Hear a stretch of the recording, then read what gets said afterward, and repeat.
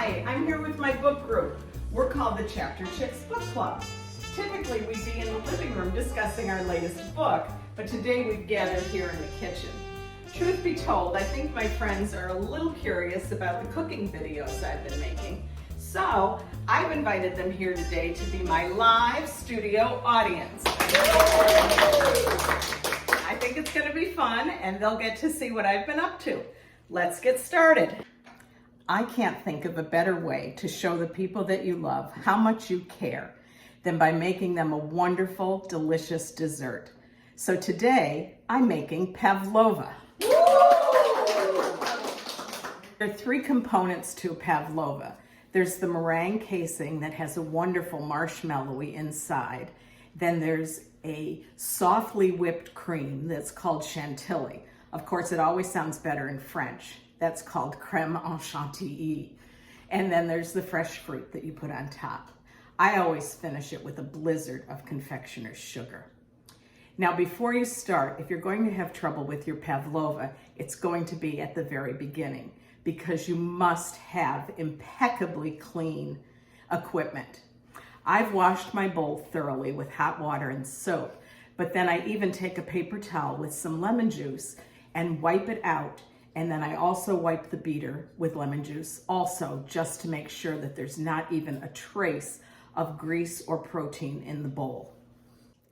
If you start your meringue by separating eggs and you use the hand-to-hand method where you would let the whole egg drop into your hand and then let the white slip through your fingers, that's also a possible problem because if your hands have, again, any trace of protein or grease on them, your meringue will fail when you try to whip your egg white. To shell method, and that seems to work good for me. Now, as I said, we start with 4 egg whites. When you're separating your eggs, you might find that there's that little piece, that ropey piece of egg white that's attached to the yolk. That's called the halaza or halazi. And what that does is it attaches the yolk to the inside of the shell and allows the albumin or the white to form. In addition to the egg whites, I'm going to add a pinch of salt, and then I'm going to also add 1 teaspoon of cream of tartar. Cream of tartar is an acid, and that's very important because it helps to break down the egg whites so that you can incorporate as much air as possible into your meringue mixture. You could use other types of acid as well. An equal amount of lemon juice works perfectly well, or an equal amount of white vinegar is good also.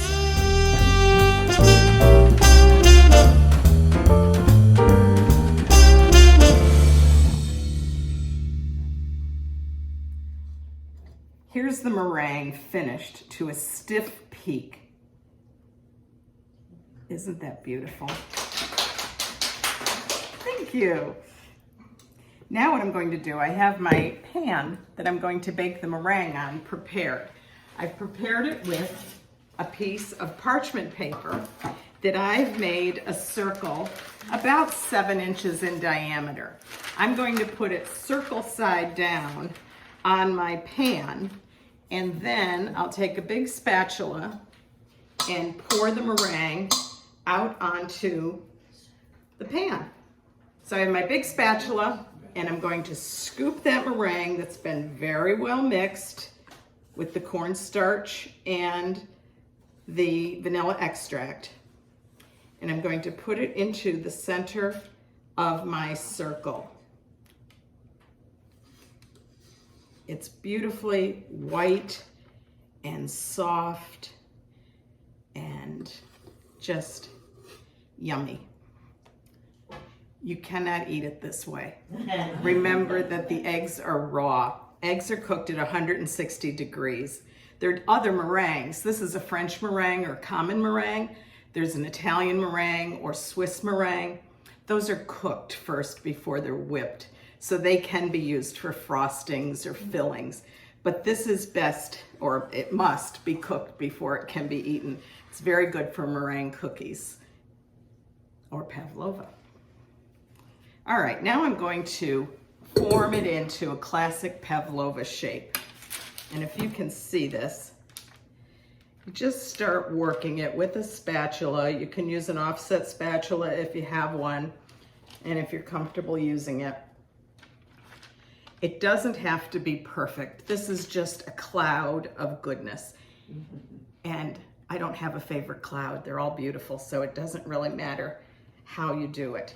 The one thing that is classic for a Pavlova, you want to straighten out the sides as much as you can and just bring your spatula around.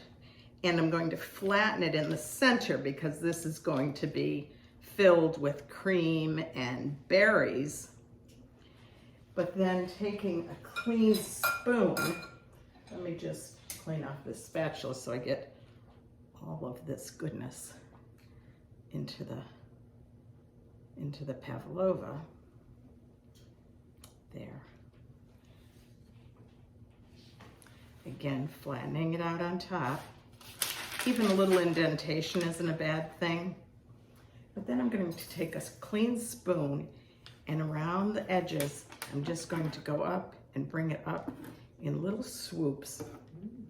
And that's classic Pavlova. This dessert originated in either Australia or New Zealand. Neither country can agree on it, but it's named after the Russian ballerina Anna Pavlova when she visited that country. They've always laid claim, both countries have laid claim to the origin of it. Okay, I've preheated my oven to 300 degrees.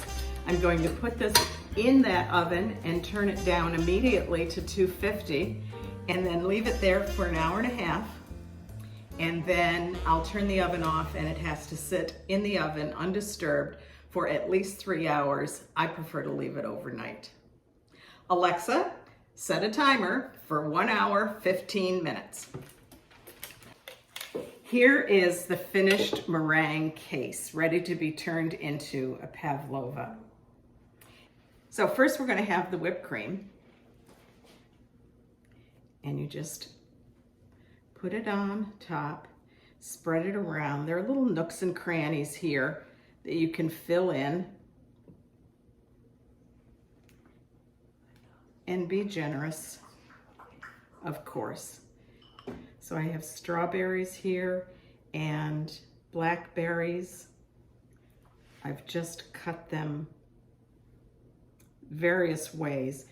Today happens to be Valentine's Day, so I could only find strawberries that were the size of baseballs. So I didn't know, so I've cut them in different shapes and sizes to look interesting here, but there weren't any little small, delicate strawberries to be had. I always add kiwi to mine as just sort of a nod to the origin of the dessert.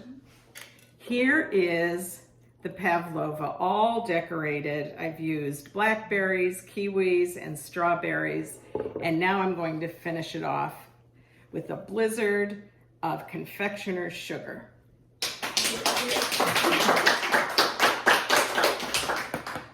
There you have it, Pavlova. Today happens to be Valentine's Day, so I thought I would make something special for my Chapter Chicks friends. So we're doing a Pavlova grazing table.